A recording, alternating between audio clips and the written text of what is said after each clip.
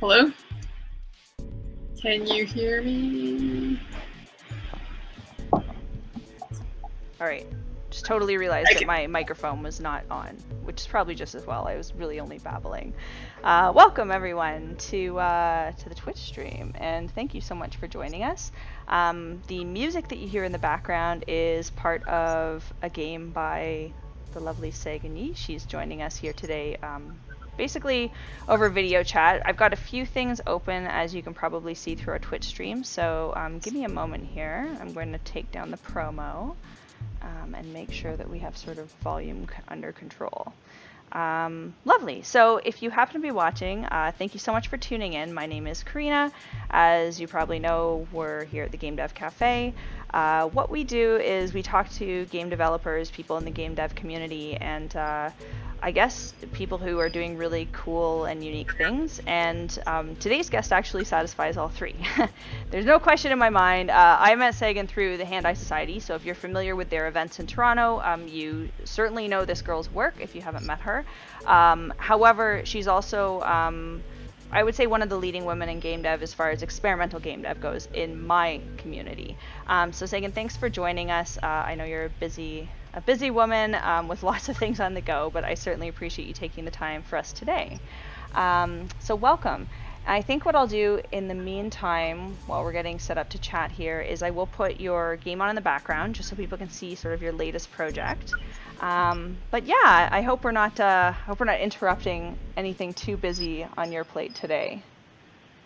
Nope, today's actually pretty chill, all things considered. I'm going home to visit my family in Saskatoon next week for 3 weeks, so that'll be a nice getaway. That's kind of cool. Are you from Saskatoon? I didn't realize that. Yeah, not many people know that, but there it is. Oh my gosh, the exclusive. Very cool. I guess it's probably a good time of year to go back and visit, especially when it comes to the Toronto game development scene. There's not a lot of down periods in our life, but I guess this could qualify as one of them.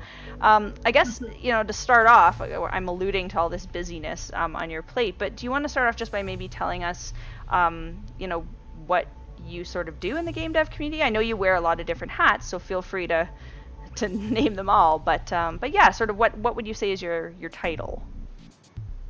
Well, I am executive director of the Hand-Eye Society, and that is the title that was bestowed upon me by the former ED. We incorporated in 2010. That was actually right before I moved to Toronto. Oh, cool. And so I'll talk a bit about that later, probably. But there is sort of a certain structure that incorporated nonprofits have. There's like different configurations, but our configuration includes executive director, which is a nice title, a nice flashy title to have. It sounds impressive, but I know that it probably comes with a lot of time and energy that you have to put into that role. Yeah, I mean, you kind of have to do a little bit of everything with an organization our size. So I'm basically supposed to keep the train on the rails and make sure everything is getting done. I've done a little bit of grant writing for the organization. I've written blog posts and done some like social media stuff, so managing the Twitter and the Facebook account. And we have other staff members now that have more specialized duties, but with the amount of stuff that needs to get done, everyone kind of knows how to do a little bit of everything. So we all kind of wear each other's hats at different times. I have also had to learn how to do bookkeeping and writing checks. Good times. Getting people's invoices and writing checks. So that's been quite an adventure. The business end of things, I guess. And then you also, I mean, you have sort of fun pursuits too, right? Because you are involved in a lot of game projects. Yeah, I've coordinated some programs, and now a lot of what I do is trying to do more sort of high-level strategizing about the future of the organization and how it relates to the rest of Toronto's indie game community, because Hand-Eye Society, of course, is just one of several organizations that are doing amazing work on a local basis. Mm-hmm. So part of what I'm doing right now is we're doing a bit of restructuring, and I've just hired a director of operations, which we've never had before. So they will be responsible for the successful completion of all the programming, and then that'll leave me some more time to think about long-term strategies and long-term goals. Because we kind of started pretty grassroots, and you guys have really grown into something quite different, I think, since you obviously since you incorporated, but yeah, even since then. Yeah, because it really, I mean, this is before my time, which is pretty funny. That there was a time, yes. Yeah, we've been around just long enough to have started changing hands over to a new team of people. So, when it started, and Hand-Eye still doesn't have a physical space even to this day, but in the beginning, all the most of what we ran was social gatherings, and it would always be in bars and just really informal kind of gatherings of people. Right. And now we've moved on to, I would say, more institutional programming. Mm-hmm. So becoming more of a stable institution that can get public funding and use that to create initiatives and events that help strengthen the community and help bring the art of local Toronto indie games to places that would otherwise never experience it. That's a pretty apt description. I know that I first got involved more through the social end of things. I mean, I was kind of invited by a friend to come check out this cool party. But at that party, I was told about one of the initiatives you guys were running. I believe it was just a workshop, kind of make your first game style workshop. Something very, very basic, but for me it was perfect. And through that first workshop, I realized that you guys were, as you say, sort of offering a more institutionalized sort of environment rather than just pub nights. And you're good at both. I think that's one of the things that sticks out about Hand-Eye Society is you guys know how to work and play hard. So kudos to the people who came before you and obviously to the team that's still there now. So it's great to hear that you're growing. Is this kind of what you always envisioned yourself doing? Is this like, I guess, is a goal that you had? Or how does one fall into this kind of role as executive director of a video game society or a new media society? Yeah, I absolutely never expected to find myself here. What happened was I went through Sheridan's classical animation program, which is a degree program. Oh, nice. So I spent about 5 years at Sheridan and graduated in 2011. And I've always been into games and like weird cult kind of games, and I even ran a website for a game that I really liked. But I never imagined that I would work in games or really envision it as anything other than a fun hobby. So I graduated and didn't really have any job prospects like I thought I would. Apply to TV studios or other animation studios. And I remember, because I didn't want to move back to Saskatoon because there wasn't too much of an animation or an arts industry there, so I decided to stick around Toronto. And I remember typing Toronto video games into Google, like I was like, I like video games. Maybe there's someone else in Toronto that likes. I don't really know anyone here. And I'd spent most of my school years in Oakville, which is pretty different from Toronto, isolated, like yeah. So the first thing that popped up in my search results was something called the Difference Engine Initiative, which was a 6-week workshop aimed at women. So it was only for women or people who identified as women, and it was being run by the Hand-Eye Society, and that was the first time I'd ever heard of them. Oh, cool. It was free to apply. Like, all you have to do is fill out the application, and then they selected based on the application, but it was otherwise free. And I was like, oh, well, that's exciting. I've never made a game before, so this would be a cool opportunity. So I did that program for 6 weeks. And it was also part of TIFF, which is where I ended up also working later. Yeah, Kind you of around the mentioned. same time. It was kind of all tied together in a weird way. So I did that program, and then they asked me to co-coordinate the second one along with another of the former Difference Engine participants, Una Lee. Oh, okay. So that was an interesting model that they had where Jim and Mare were the original coordinators, and then they asked participants from the previous program to lead the second one. And Oh, at first I had no idea why they were asking this of me, because I was like, you're asking me to teach a group of women, like amazing, talented women, to make their first video game. Where I just finished making my first video game, so I didn't feel particularly qualified. But the second one went really well, and I'm still friends and collaborators with a few of the participants that went through that one. Oh, cool. And yeah, and then after some time had passed, Jim asked me if I would be interested in running a program which we would later come to call Game Curious, and this is in 2013. Mm-hmm. So a few years after Difference Engine, and they kind of gave me free reign to do whatever I wanted with that program. So I kind of based it on the model of like a book club, like I call it a book club, but with buttons.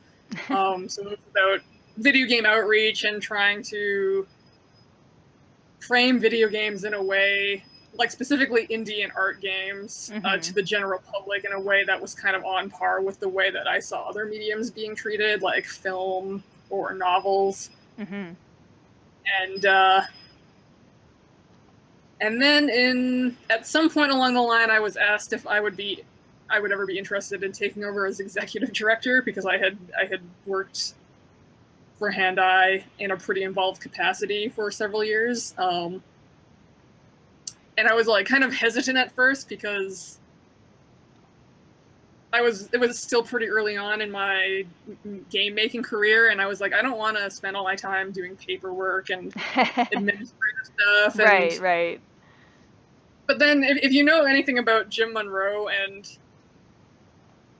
because he started off as a novelist, but then he like went on to make a feature film and like a web series, and he has like all of these various art projects on the go.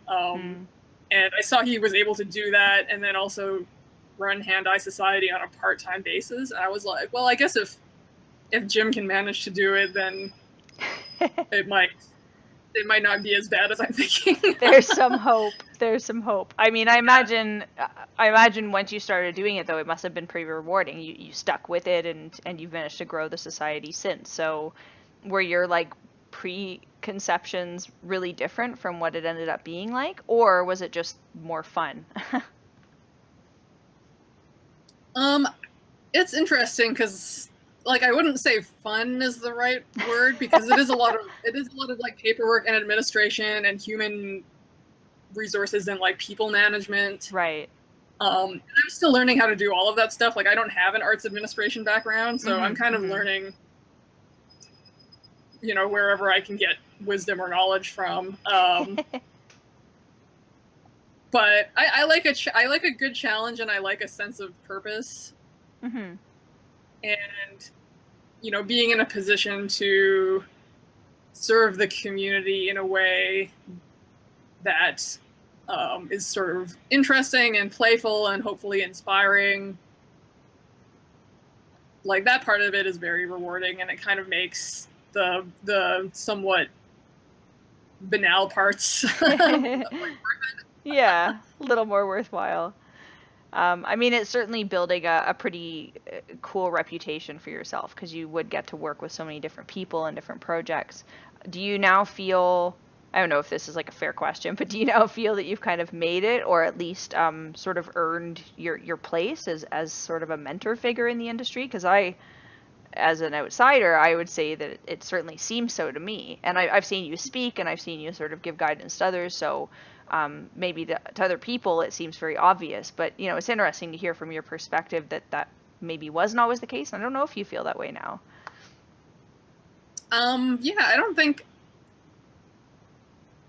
well, I mean, when Jim asked me if I was interested in the executive director position, I mean, I've been very fortunate in my life to be surrounded by people who put a lot of faith in me, or they,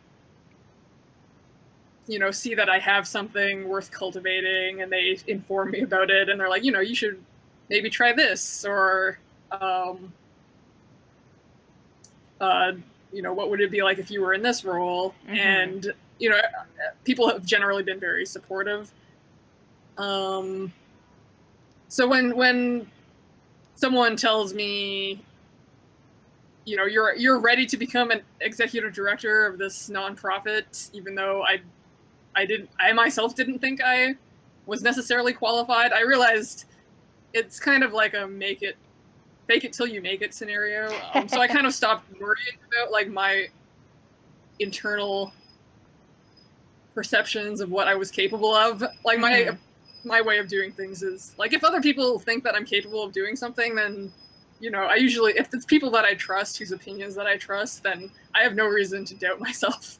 Excellent. Actually, that's pretty good advice, and something that I'm not sure too many people would admit to, because there's sort of a tendency, especially in game development, to constantly judge and question yourself. And once you sort of free yourself from that, yeah, it can actually be fun. Who knew, right? I guess speaking of which, you've obviously been involved in a lot of projects where you're not necessarily just doing the bureaucratic stuff, but you're actually building the game and working on games. Was there a point in your life where you decided you'd want to actually build a game? I mean, I assume that you grew up with video games and probably experienced them as a kid, but when did you sort of take interest in the other side of it, in building it? Well, again, that would go directly back to the Difference Engine initiative.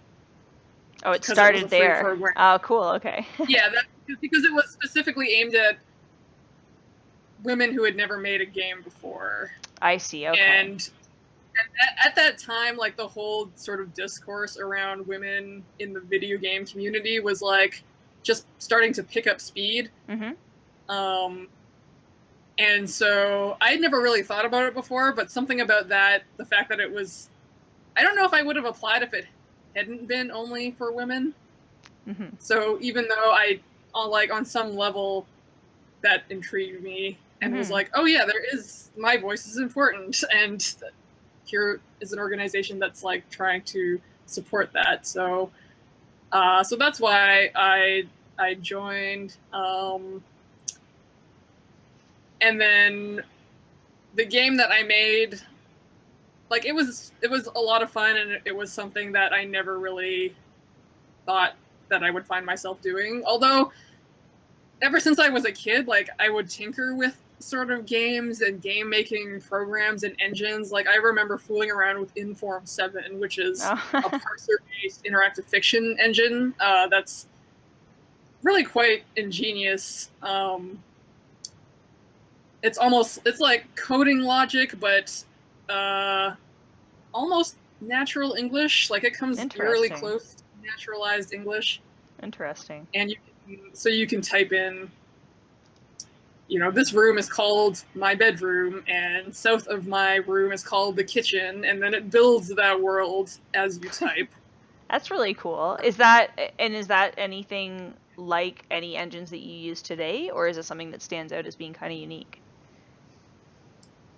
Yeah, I would say it's pretty unique, and the games that it produces are very unique. I mean, interactive fiction is still kind of a niche thing, so it's like a really niche engine in itself. But the things that people do with it are just incredibly clever, and you wish that these things would get more recognition, but also you can see why they're so specialized and a little bit obscure at the same time. Absolutely. But that's kind of, I love that side of games, the kind of obscure cult underground side of it. Anyway, I forget what we were talking about. Oh yeah, so yeah, I'd always dabbled in it, but never in a way where I thought I would actually apply myself to finishing entire projects and getting funding for them and working with other people. So that's been a whole other level. Well, I think your interest in sort of the cult status of anything really, but especially around digital media and games, would probably lead you to at some point explore making a game. Was there something when you were younger that made you want to build a game that emulated it? Maybe a video game that inspired you, or like a movie that you thought would make a cool game, or anything when you were younger that gave you, I guess, an idea that eventually came up in your game making experience? I think one of the most informative games that I played, it was actually not until college. So I never grew up with a Super Nintendo. I think sorry. Nintendo 64. I was restricted until I was 12, and I thought that was bad. So, yeah. Nintendo 64 was, I think, the first console we had. But I mean, I barely remember a time when our household didn't have a computer in it. Oh, nice. And we would have all these random games, like CD-ROMs, scattered around the house. I remember Duke Nukem 3D being in there. Nice. I don't know how that ended up in our house, because I don't think either of my parents would have been into it. And Myst, of course, and a lot of kind of just weird freeware games that have now been forgotten to history, probably.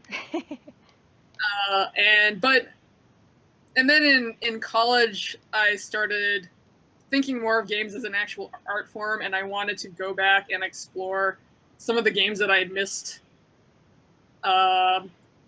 as a child, that other people had probably played at that time. So I remember 3 games that I played using emulators. Oh, nice. On my computer.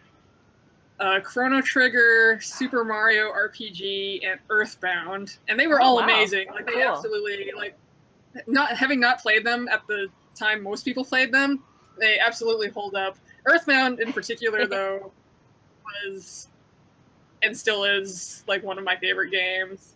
I feel like you might appreciate it more if you were a bit older too. It's got there's depth, I think, to, well, maybe not Super Mario so much, but I was gonna say to most of those games, you almost have a better appreciation if you play it when you're older. And it was cool that it was your first viewing. Those are good choices. Well, Earthbound was funny because when I was young, in grade school, I don't remember which grade, one of my favorite books was a book by Haruki Murakami called Hard-Boiled Wonderland and the End of the World. And it's his first novel or something. It's really just surreal. It's kind of almost sci-fi story, very dreamlike. And when I played Earthbound, I was I get the same vibes from Earthbound as I get from reading that novel. And it turns out the guy who made Earthbound and the author of the Haruki Murakami are friends in real life and have collaborated on our works together. So somehow I was able to make that connection. That's cool. Yeah, you saw it. Exactly. I guess, would you say that any of those games have inspired what you're working on now then with New Lux Plaza? I think there's a little bit of Earthbound in everything I do, to be honest. It's just a general feeling of something that's can go into dark places or explore dark things, but not in an edgy way, still kind of a whimsical, playful way. And yeah, just that surreal edge to things that would otherwise be familiar always fascinates me. Interesting. I think that's a pretty apt description of New Lux Plaza. But without sort of putting words in your mouth, I guess, how would you describe your current game project to someone who hasn't seen it, so doesn't know the art style, doesn't know anything about it? The short byline I usually give to people is, when they ask me what I'm working on now, I tell them I'm working on a Vaporwave Star Fox clone. And depending on who I'm talking to, they might understand all 3 components of that sentence, or they might understand 1 out of 3 or 0 out of 3. So they'll usually ask, what even does any of that mean? So I think I have 2 out of 3 handled. So Star Fox I remember very well. I think it probably dates me a little bit, but that's cool. And I spend a lot of time playing at my friends' houses. And obviously clones. I'm used to playing game clones. We mentioned emulators a second ago. So am I kind of on track with those 2? I when I say Star Fox, I'm more thinking of Star Fox 64, but Yes. just Yes. because like that's the one I grew up playing. But they're, you know, you kind of get the idea from it's an on-rail shooter.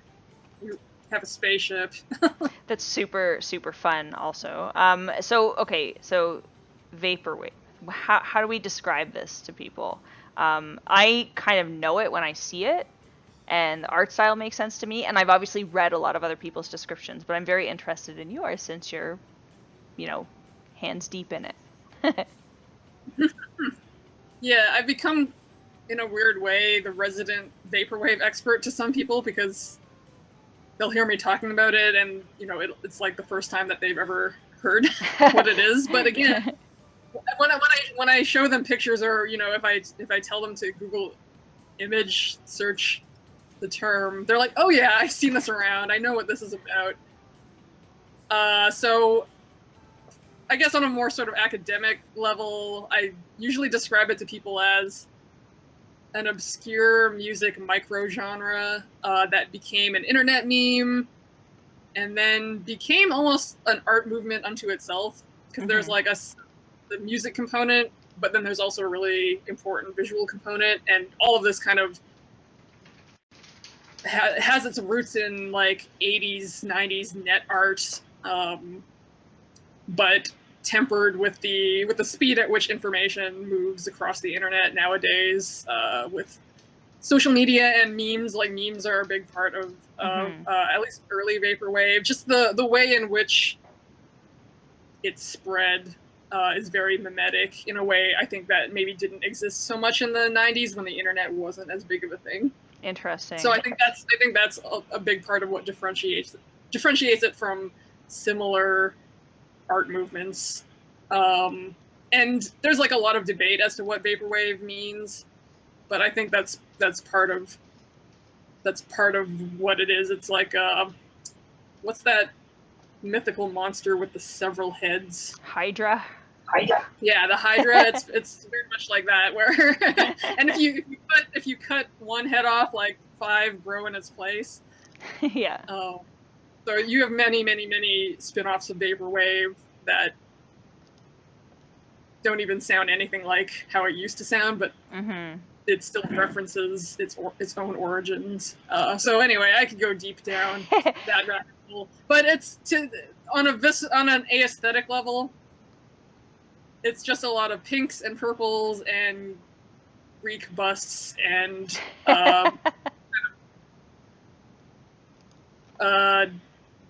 weird computer imagery kind of mashed together. Yeah, that's a pretty apt just never seen it before. I always think of like weird old malware, like kind of how malware or viruses were represented in the movie Hackers.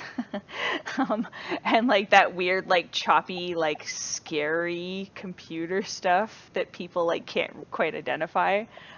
Which, again, depending on your age, and I'm dating myself again, is really nostalgic to some people and like quite familiar. And I like that you mentioned sort of the strength of the memes and how that sort of picked up speed, because I kind of agree that that's one of the things that's changed, not just in this art style, but in a lot of digital art styles, is that level of recognition has sort of folded in on itself because it's constantly sampling from the past. And New Lex Plaza has, as you said, sort of 3 different qualities that make it kind of cool and kind of, fun on a nostalgic level. Now, is this a game that is currently finished? I know it's available right now on the Vector Festival website, so we'll sort of put that up for people, and it's sort of an in-browser game, so something that they can try out. But are you launching sort of a different version, or is this in progress or complete? It's definitely still in progress. I'm going to take the rest of the year to finish it, I think. But it does have some funding from the arts councils, which is the first time I've ever applied for a grant and actually gotten it. So sweet, congrats! I'm very excited about that. So my vision of it, like the version that you can play right now, is just kind of an infinite level where you just basically fly and shoot things for points, and when you die, the game is over, and you're just trying to rack up a high score. Mm-hmm. And the version in my head that I really want to get out into the real world somehow is the story mode, which would basically be only about 3 to 5 minutes in length, but I really want to try my hand at creating the type of level that might have existed in a Star Fox 64 game, where it's just really tight design. It's really interesting because the on-rails format, if the ship is flying at a constant speed, you can map out where each event happens. So you can say, like, every 15 minutes this spawns, or every 45 minutes there's a dialogue little blurb, a character pops up and says something. So I actually went and bought, I wish I had it on me right now, the Star Fox 64 official player's guide, because I wanted to analyze the level. Cool. So I bought it on 3DS because they re-released it for 3DS. Mm-hmm. I had the player's guide. I watched a lot of YouTube clips of the very first level, the very first planet that you go to, because I just think it's just a perfect, beautifully pulpy kind of narrative, like a space opera narrative with these like talking animals that all have different characteristics and like different personalities, and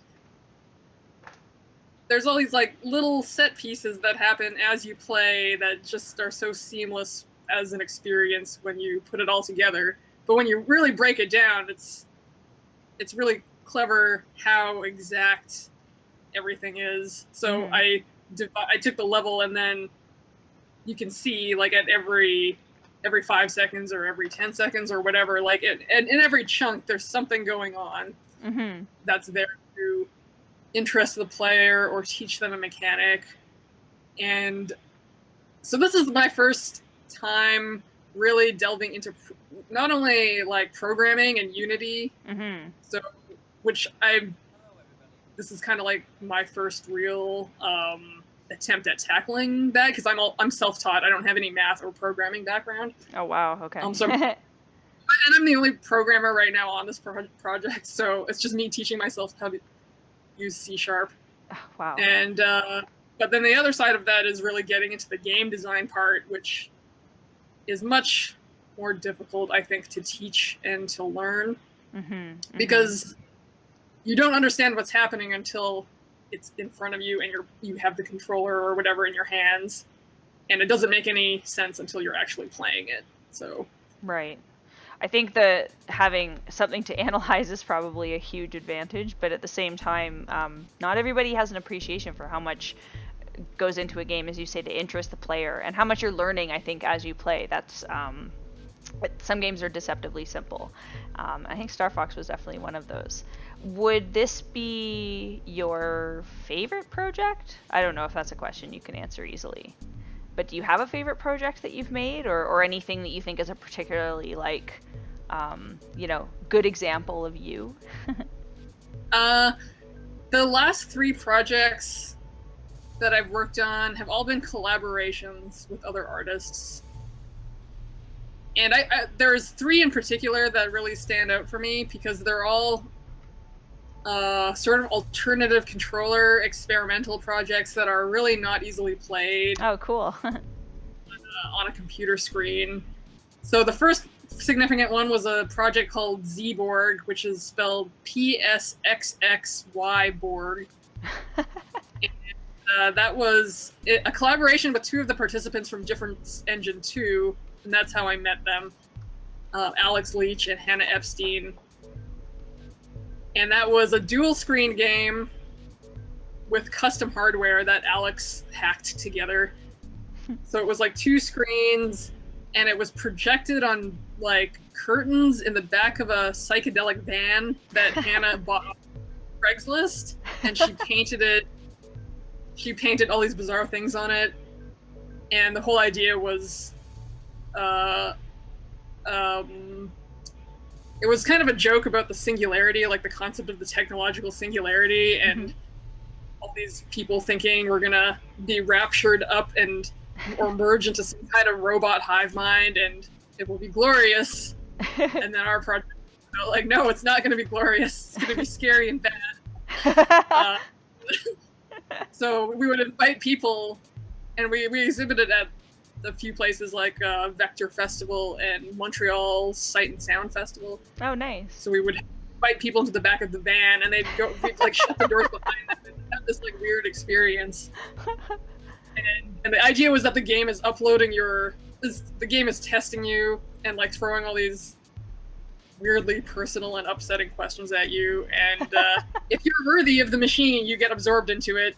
Oh, I see. And whatever, yeah, and then if you're worthy, whatever comes out the back of the van is just like a husk of a human, because your real self has been uploaded into the cloud. Oh, that's funny. I like that. Oh man, and it's kind of like almost like a sensory deprivation room that like messes with your players. I like it. Yeah. I can see why that would stand out. We had some interesting feedback on that one. No meltdowns, I hope. No, I think there were a few people that went in who were already on some substances. So it was just an enhancement then. Oh, that's cool though. I mean, that's sort of what I think of. It's just a good example. When I think of you, I think of like weird experimental projects. I think that's actually how I described you when I was promoting this interview. So hopefully you don't find that offensive. But that's the coolest thing about, you know, what I see in games today is that there's a lot of people like yourself who aren't purist game makers. Like they didn't, you know, go to school to do that or necessarily like always want to do that, but they've taken their other experiences in life and now they're applying it into gamified experiences for other people. And it has really crazy weird results. Weird results. Are there any other maybe standout games or even standout people that you've worked with? You know. Yeah, I want to give a big shout out to Nadine Lesio, who I worked on with a few alternative controller projects, and a lot of them were also made through Games Making Games does an annual jam called Feb Fatale, and for some reason Feb Fatale, like Nadine and I always come up with something that we're proud of. Really rock at it. The end of the I don't know why it's like that one in particular. Maybe because it's February and it's like cold and miserable. And, like, it really motivates us to bring something beautiful into the world. It's a good time to hunker down. It's a great jam. It's really produced some interesting games. And you know, if you're watching and you haven't checked it out, just Google it. You'll have a chance to see. What did you guys make for that? The first game we made together was a game called Long Time Coming, and it was a game where it was a visual novel where you have just cheated on your boyfriend and you have to lie your way through an evening with him by choosing different lies. So you're trying not to raise his suspicion too much. Ooh, subvertive.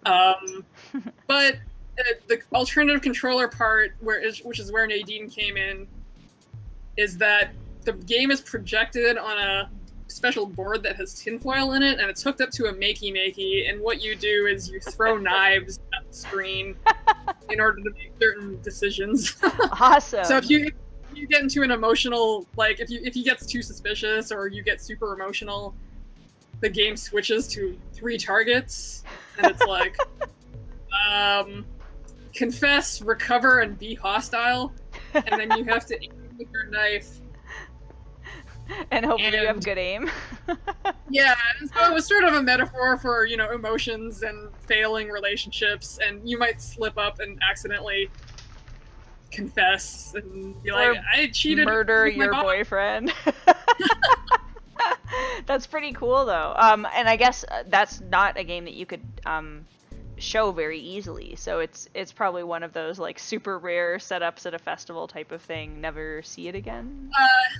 Yeah, we showed it at Feb Fatale and at Gamma Space, and then we showed it once more at Toronto Long Winter, when it was still in the Great Hall. But like, and I've talked about this briefly on other interviews before, but the cops showed up like at the very end because we had this game that involves knife throwing, but they put us right next to the bar in a room full of strobing lights and loud music. Oh, cool. And we were like, let's not let. We didn't let anyone actually throw knives because it would have just been a disaster. So we would just demo it for people. Right. But right as we were packing up, these two cops come upstairs and they make a beeline straight for us because I'm assuming either someone told them or they overheard someone saying something about a game where you throw knives. Yeah, people are throwing knives at each other or something for fun. Oh, that's hilarious. That's good press, though. I mean, no one got stabbed, so it's good press. Yeah. And Nadine, I was like, oh no, cops, I don't know what to do. And Nadine is like, I got this. And she just, because they came out and they were like, what is this? What's going on? And she was like, it's a video game. Here's how it works. And then she launched into a very detailed explanation of the Bluetooth technology that powers the make and they just kind of blank face. They were just like, we don't understand, but don't do it again. As long as it sounded legit, they're probably like, all right, just put it away. Those are the best games, though. Honestly, I've seen some unique setups, especially at the Gamma Space Nights. They have a lot of experimental events there. You mentioned that you and Nadine did another one as well. Yeah, the next big project after that was a bigger team too. It was me, Nadine, Lindy Wilkins, Alicia Contestabile, and music by Maggie McLean, who is a DMG member and does like a lot of audio-based work. Mm-hmm. And Jen Woodall, who's an amazing illustrator and has done some game stuff with Hand-Eye and other places. Also a DMG member. She did some illustration for it. So it was like a lot of really cool, talented people on that project. Yeah, and it big was effort. basically... Yeah, and so it's called Punk Prison Power, and it was a 2-player cooperative game where you're both trying to defeat this evil Queen Beryl kind of character. Excellent. On screen, exactly like how I am. There's a health bar, and we had these magical girl weapons. One of them was a magic like a magic scepter, and the other is a chainsaw with hearts for blades. Cool. So it's like a heart, like the pointy side out. And the weapons were made from sheets of acrylic that we cut using a laser cutter that Lindy had. Because Nadine and Lindy are both from the makerspace communities. Cool. And then so we put sort of these Bluetooth beans, I think they're called, and LED lights in the weapons so that they could, and then Nadine programmed them so they could, you could do a horizontal swipe, a downward stab, and a spin attack. And they all did different amounts. They all did different amounts of damage, and would flash like an icon on the screen, and also light up with different colors to show what attack you had just done. So that's cool. We basically jury-rigged our own Wiimotes specifically for the That's really awesome. And I'm just looking at it right now, actually. So you guys were featured at IndieCade, is that right? Oh, cool. Yeah, so it got into IndieCade's Night Games, I think it's called, and that's the sort of weird alternate controller part of the festival. And it was like the best possible venue for that game because it's in the evening in a park. Totally. Ugh. So they gave us a projector and we had speakers, and if you watch the video, it's the best possible representation of I'm watching that it game. right now. Oh, it's so cool. Oh, what a great example. And I guess this one seems like it's a little less difficult as a setup. It's not knives anyways. But it does seem like it might travel a bit more. Was IndieCade the only place that you took it, or was this more than one event? I think we had it at Maker Festival, like the after party for Maker Fest at one point. It actually is kind of a pain to set up because the Bluetooth batteries need to be changed, and we like the glue. You really need to glue the acrylic together so nothing falls off, and things always fall off of it, and everything's sharp. Like everything's really sharp to hold. Like it's not ergonomic at all. Kind of knifey. Yeah, it's really Yeah, and people are flailing them around without any regard for safety of themselves or other people. So we've had some like really near accidents. I was gonna say they'll get Um, into it and then not realize. Oh, well, those are just the perils of game development, I guess. yeah, we're we're very lucky no one got decapitated. Yeah, but looks like We're everyone like had a lost. really good time. Oh, this is really cool. So I guess when it comes to making games, then is this sort of your preferred type of game? Like, would you ever see yourself sitting down and making something very traditional, like just a platformer or a first-person shooter, or would you want it to have some kind of twist? Well, it's funny because Welcome to New Lex Plaza is, I think, the most traditional of all of the games that I've worked on I'd because say so. it's a rail shooter where you shoot things for points, Hmm. and it's more of the aesthetics and the story is what eventually is going to sort of set it apart. But Hmm. That's the uh, twist. yeah, and the nice thing about more traditional format or more traditional platforms is more people get to see it and play it because after this is done, I can just put it out there on itch.io or Hmm. whatever and load it, and we don't have to worry about setting anything up. And I mean, that's the beauty, both the beauty and the tragedy of alternative controller games is they're pretty short-lived by nature, but Hmm.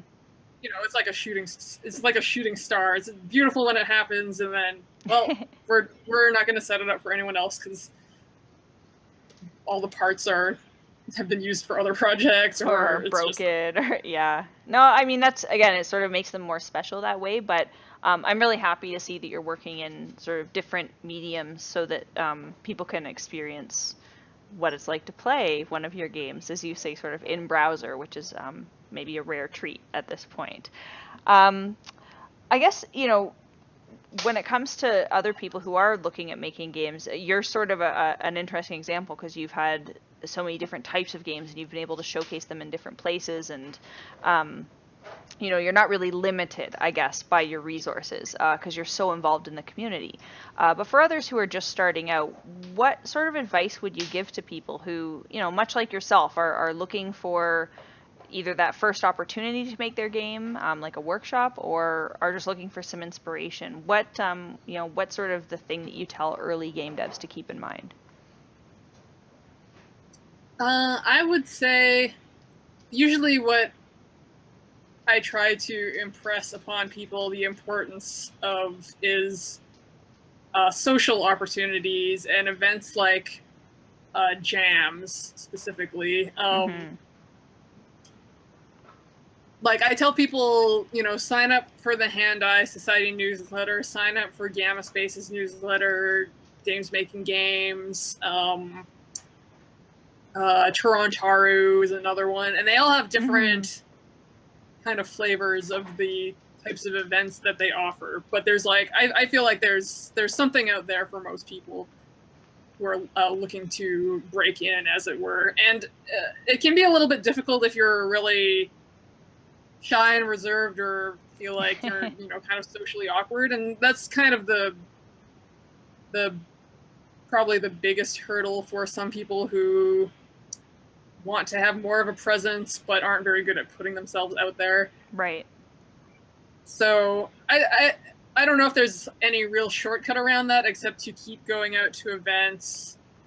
Gamma Space has a really good event called Make Games with Friends and Play Games with Friends, Mm-hmm. and I the informal aspect of that is really cool because you can just show up with your whatever you have. It could be an unfinished prototype or a tech demo or Mm-hmm. anything on your laptop, and just be like, "Can someone take a look at this and maybe give me advice or some help?"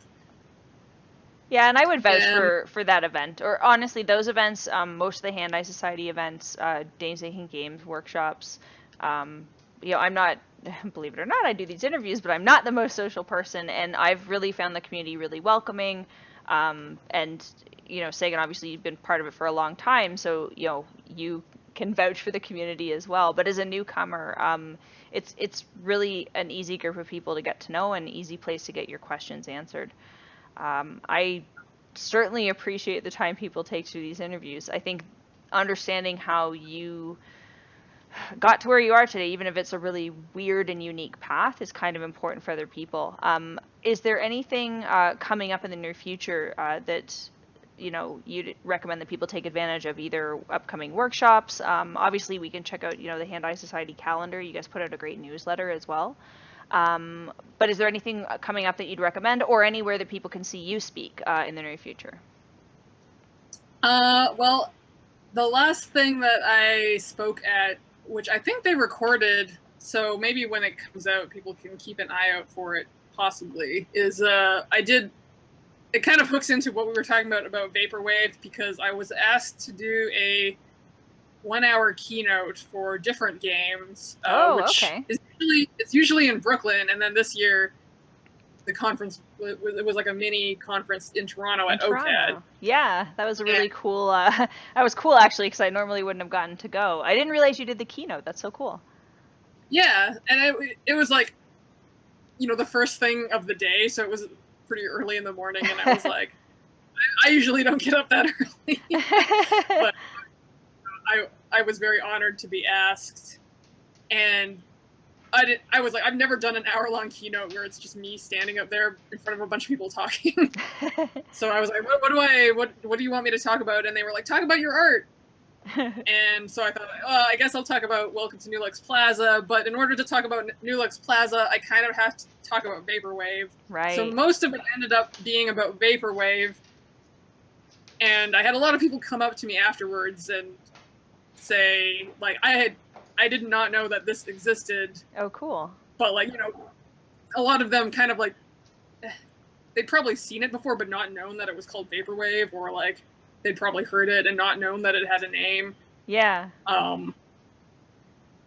So there was kind of, like, a little surge of Vaporwave interest on Twitter, where people were, like, asking me about about the keynote and stuff. So that was pretty fun. So they recorded it, and that'll probably go up at some point. That'll be in terms a great of future talk. Yeah, and I mentioned Zborg a little bit in there too, because I wanted to talk about moving from glitch art to vaporwave and why they're different and Okay, cool. related. I just did a grant writing for game artists workshop, and that one also went really positively, and so I'm hoping to do more of those in the future, and I'm hoping to just run them like on a quarterly basis, so maybe every 3 months.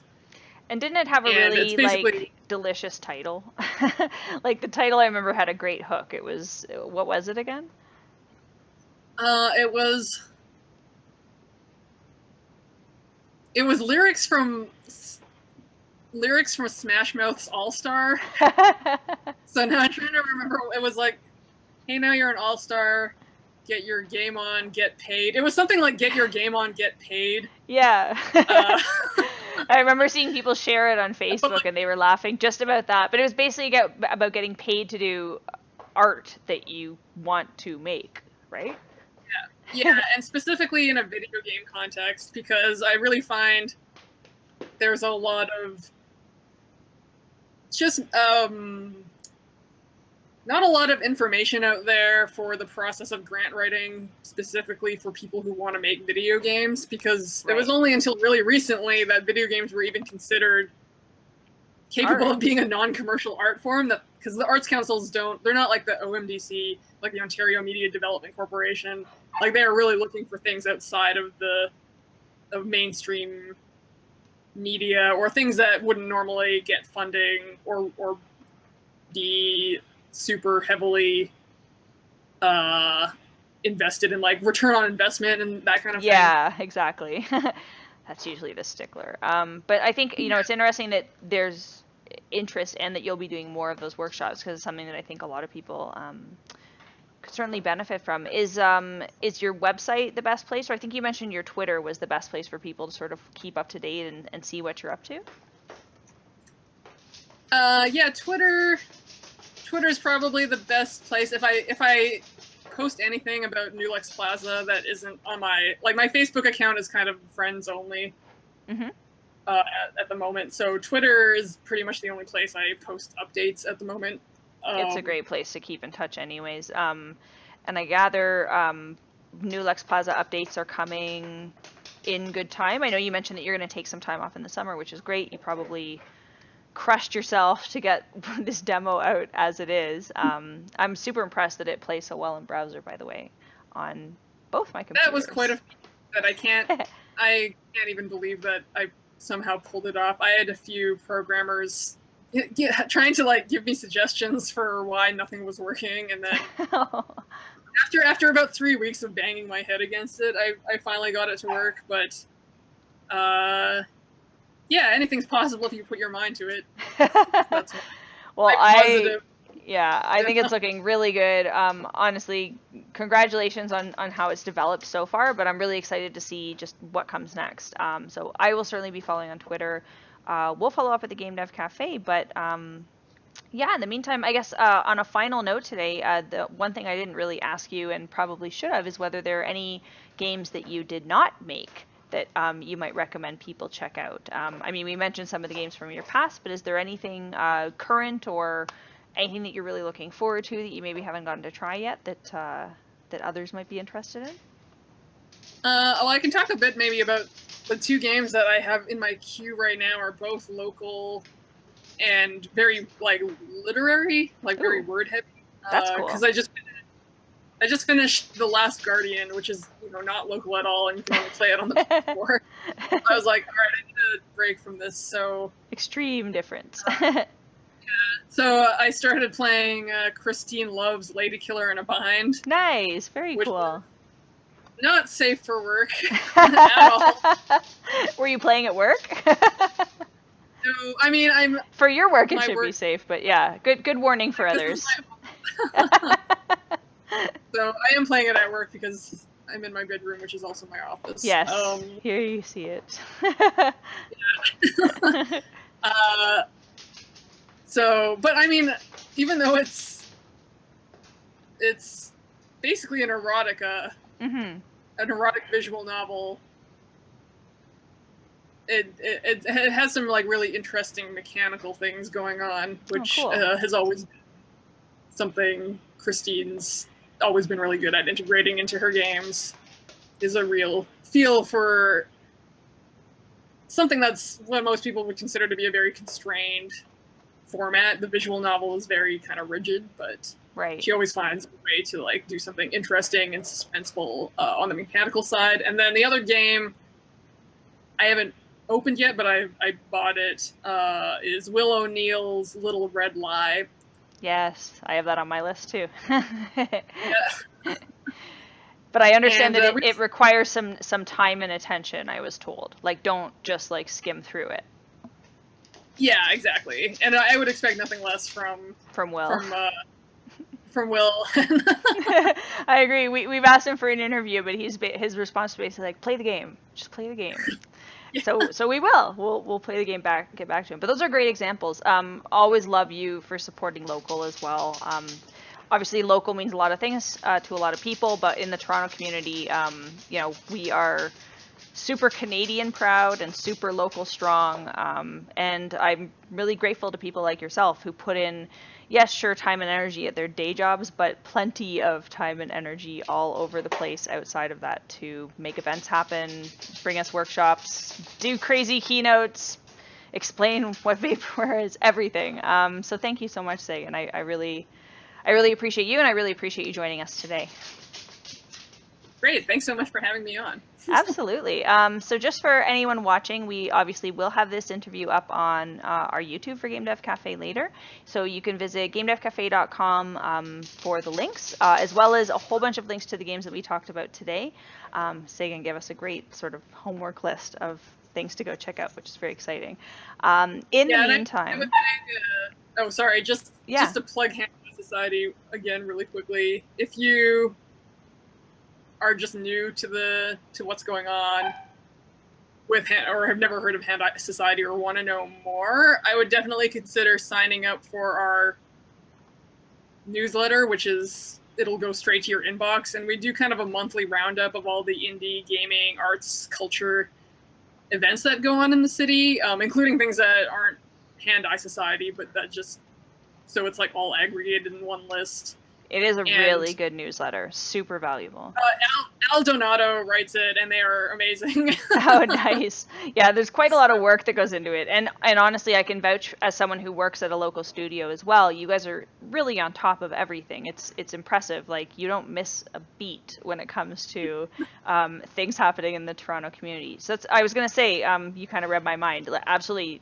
Go ahead and sign up for Hand-Eye Society newsletter. Make sure you check out Sagan Yee on Twitter. If you go to her website, saganyee.com, you can find links to a lot of her games. But as I said, we'll make sure that we link those up as well. And in the meantime, we'll stay tuned for updates on New Lux Plaza after you've had a bit of a break, because I think you've earned some time off with your family. Awesome. Well, thanks again for joining us, Sagan. And yeah, we'll see you soon.